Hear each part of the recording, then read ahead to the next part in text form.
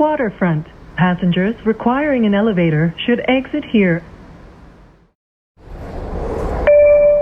The next station is Waterfront Terminus Station. Doors will open on the left. Turn left when leaving the train. For Canada Line, Seabus, and West Coast Express. The elevator at this station is not in service. An accessible shuttle service is operating from Burrard.